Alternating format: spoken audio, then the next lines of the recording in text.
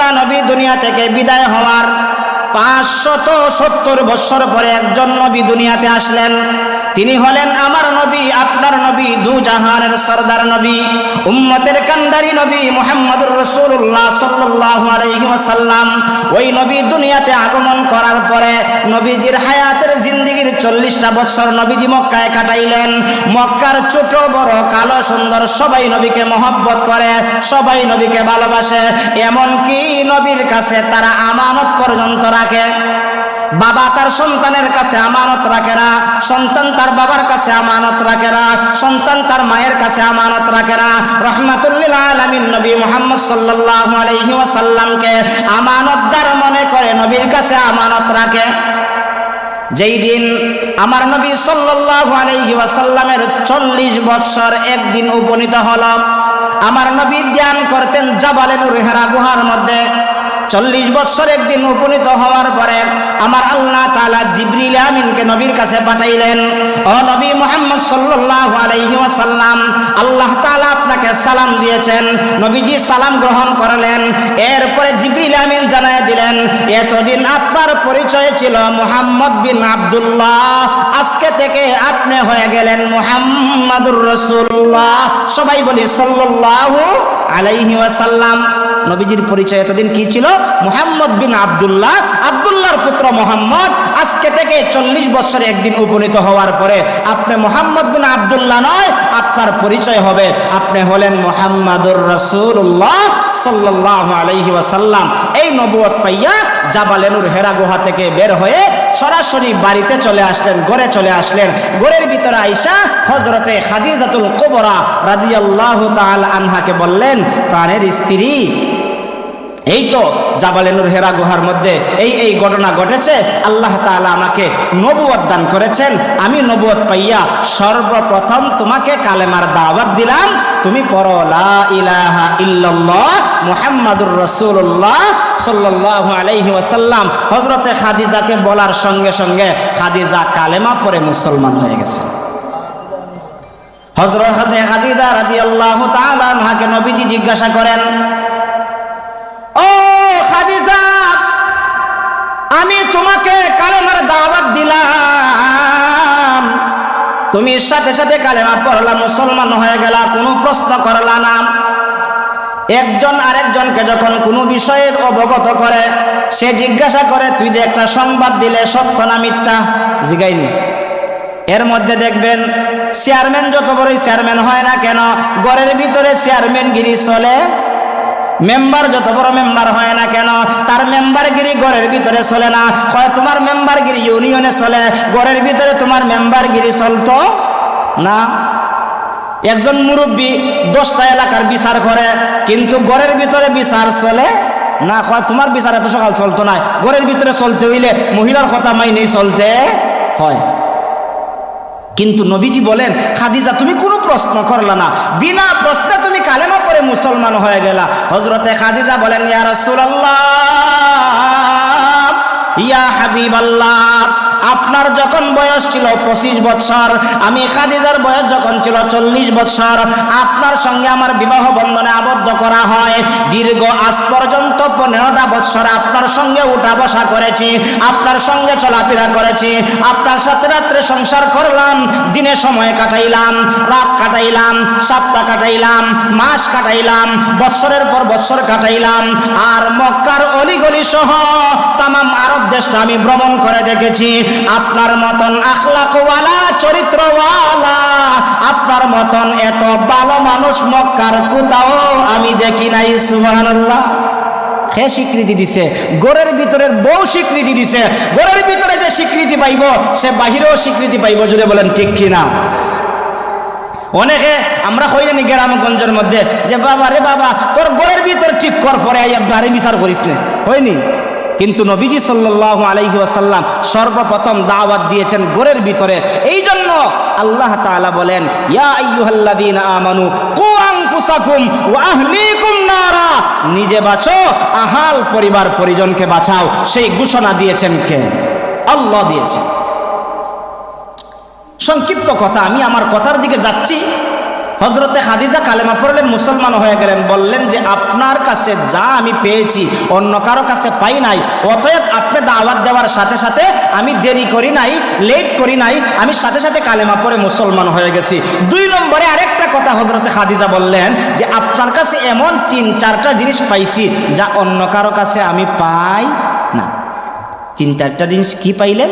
হযরতে খাদিজা বলেন আপনার কাছে 1 নম্বরে আমি আমানত পাইছি, আপনি আমানতের খেয়ানত করেন না। আমার আপনার সমাজে আমানতের খেয়ানত আছে না নাই? মনে করেন একজন গরিব মানুষ, বাঙ্গা ঘর, ঘরের ভিতরে টাকা পয়সা রাখার মতন তেমন কোনো সুযোগ নাই, ডাকাইতে নিতে পারে, চুরে নিতে পারে। এলাকার একজন বড় লোকের কাছে গিয়া বলছে, চাচা আমার 50,000 টাকা আছে, কষ্টের টাকা আপনার কাছে রাখলাম, আপনি রাখেন, সময় মতো আপনার কাছ থেকে নিয়ে নিব। 6 মাস পরে গিয়া যদি কয় টাকাটা দেও, কয়েক টাকা হয়নি, নিজের টেকারে মনে, পরের টেকারে মনে করে নিজের টেকা মনে কইরা খরচ করিলাই। এমন খেয়ানতদারি আছে না নাই? আছে। কিন্তু নবীজির কাছে আমানতের খেয়ানত ছিল না। যা আমানত রাখা হইতো তা নবীর কাছে আমানত পাওয়া যাইত। বেদিন বেঈমানরা আমার নবীর কাছে আমানত রাখতো। কেন আমানত রাখতো? নবীকে আমানতদার মনে করেছে। আর সেই গুণটা হযরতে খাদিজা পর্যবেক্ষণ করেছেন যে আমি যার কাছে আমানতদারিতা পাইছি সে অবশ্যই সত্য, সে অবশ্যই সঠিক, অতএব সত্য ব্যক্তির কথা আমি গ্রহণ করে কালেমা পড়ে মুসলমান হয়ে গেছি। সুবহানাল্লাহ। 2 নম্বর হলো আপনি ওয়াদার বরখেলাফ করেন না। ও রাহমাতুল লিল আলামিন, আমি মক্কায় অনেক মানুষ দেখেছি, কত মানুষের কত ওয়াদা শুনেছি। ওয়াদা সকালে করছে, বিকালে ভঙ্গ করছে, এমন আছে না নাই? এই যে নির্বাচন গেল, সামনে আরো উপজেলার নির্বাচন আসবে, কত মানুষ কত ওয়াদা করে আর ওয়াদার বরখেলাফ করে। সব জায়গায় আমি একটা উদাহরণ দেই। মনে করেন একজন মেম্বারির দাঁড়াইছে, মেম্বারির দাঁড়াইয়া একজন বুড়া চাচাকে লক্ষ্য করে, বুড়া চাচার বাড়িতে গেছে, যা হইছে চাচা আমি তো দেখছি তোমার বাড়িতে একটা টিউবওয়েল নাই। এমন বুড়া মানুষ, গরিব মানুষ আছে না নাই? চাচা আমি তো দেখছি অনেক কষ্ট কইরা তুমি আরেক বাড়ি থেকে পানি আনো, আইনা তুমি খাও, তোমার খুব কষ্ট হয়। আমি যদি এবার মেম্বারি পাস করতাম পারি, তোমার একটা টিউবওয়েল দিব সরকারি ভাবে। বাতিজার কথা শুন না চাচার মনটা বেজার হইছে না খুশি হইছে? খুশি হইছে। এবার শিলটা জাগা মতো মারছে, মেম্বারিত পাস করেছে। পাস করার পরে চাচা বাতিজার কাছে 6 মাস পরে গেছে, ও বাতিজা তুমি না বললা আমাকে একটা টিউবওয়েল দিবা পাস করলে পরে? এবার বাতিজায় চাচারে কয় তুমি কোন খাইলা চাচা, তোমারে চিনি না। হয়নি রকম আরেকটু জোরে বলুন, হয়নি? কিন্তু আমার নবীর কাছে ওয়াদার বরখেলাফ ছিল না।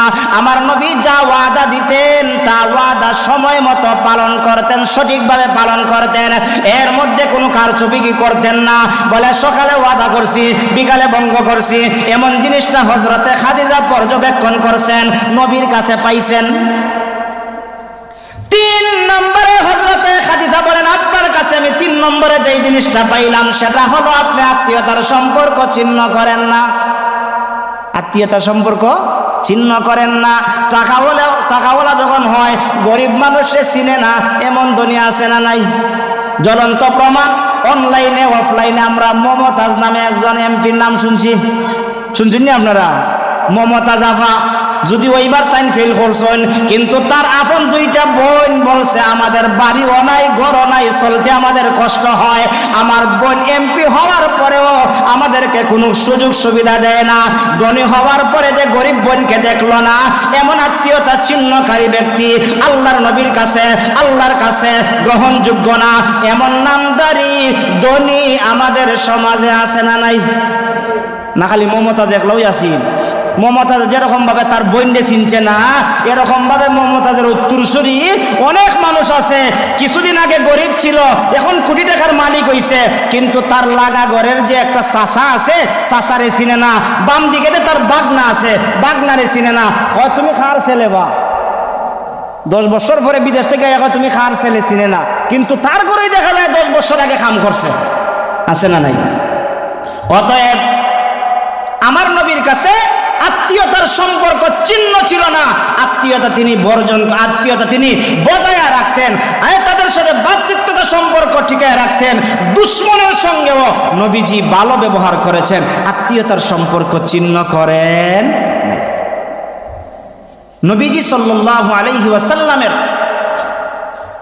চাচা ছিলেন আবু জেহেল, নাম শুনছেন না আপনারা? যারা আল্লাহর ঘরের মেহমান হইছে, যারা কানায়ে কাবাতে গেছে, তারা দেখছে কানায়ে কাবার চত্বর শেষ করার পরে ওই দিকেই দেখা যায় বড় হাম্মাম খানা আছে, যেটারে বাথরুম আমরা হই, কেউ কেউ লেফটিনও হই না নি, যে ওইটারে বানানো হয়েছে। ওই আবু জেহেল নবীজির আত্মীয় ছিল, কিন্তু নবীজি তাকে কিতাবের মধ্যে পাওয়া যায় প্রায় 400 বারের উপরে দাওয়াত দিচ্ছেন, কিন্তু তার কপালে হেদায়েত নাই। কিন্তু সে নবীজির বিরোধিতা করত, নবীজি তার বিরোধিতা করতেন না। একদিন নবীজিকে দুনিয়া থেকে বিদায় করার জন্য চক্রান্ত করল, ষড়যন্ত্র করল। আমি এবার আপনাদের কাছ থেকে জানতে চাই, ইজ্জতের মালিক কে? মৃত থেকে জীবিত করেন কে? জীবিত থেকে মৃত করেন কে? এই বিষয়ের উপর ক্ষমতাবান একমাত্র আল্লাহ। আমার আল্লাহ তাআলা বলেন, কুলিল্লাহুম্মা মালিকাল মুলকি তুতিল মুলকা মান তাশা ওয়া তানজিউল মুলকা মিম্মান তাশা ওয়া তুইজ্জু মান তাশা ওয়া তুদিল্লু মান তাশা বিয়াদিকাল খায়র। নবী করিম সাল্লাল্লাহু আলাইহি ওয়াসাল্লামের সুন্নাত, নবীজি বলছেন, তোমার যদি কোনো শত্রু বেমার হয়, অসুস্থ হয়, তুমি তাকে দেখতে যাও, এটা রাসূলুল্লাহর সুন্নাত। আমার নবী তো আদর্শওয়ালা নবী, আমার নবী তো শ্রেষ্ঠ নবী, আমার নবী তো আখলাকওয়ালা নবী। আমার নবী সাল্লাল্লাহু আলাইহি ওয়াসাল্লাম সংবাদ পাইয়া চাচাকে দেখার জন্য রওনা হয়ে গেলেন। চাচাকে দেখবেন, যাইতে যাইতে যখন একবারে ঘরের কাছাকাছি চলে গেছেন, কিতাবের মধ্যে পাওয়া যায় একটা কদম সামনে দিলেই যেই গর্ত খনন করেছে ওই গর্তের মধ্যে তিনি পড়ে যাবেন। এমন সময় জিবরিল আমিনকে আমার আল্লাহ পাঠিয়ে দিলেন, ও জিবরাইল যাও যাও, আমার হাবিব রাহমাতুল লিল আলামিনের জন্য আকাশ পাগল, জমিন পাগল, পাহাড় পাগল, পর্বত পাগল, চন্দ্র পাগল, সূর্য পাগল, মানব পাগল, দানব পাগল, গাছ পাগল, বৃক্ষ পাগল, লতাপাতা পাগল, কুল কায়নাতের সব পাগল। আমার নবীকে সবাই মহব্বত করে, আর শত্রুতা পোষণ কইরা আবু জেহেল গর্ত খনন করেছে। আর যেন আমার নবীজি একটা কদম সামনের দিকে অগ্রসর হন না, যদি অগ্রসর হন তাহলে গর্তের মধ্যে পড়ে যাবেন। জিবরিল আমিন কানের মধ্যে কথাটা সংবাদ দেওয়ার সঙ্গে সঙ্গে নবীজি সামনের দিকে অগ্রসর না হইয়া আবার পিছন দিকে রিটার্ন করলেন। যে দূর থেকে দেখতেছে, আওয়ার কথা ছিল, আসার কথা ছিল, মুহাম্মদ দিকে আইসা আবার চলে যায়। সে গিয়ে আবু জেহেলকে বলতেছে, নেতা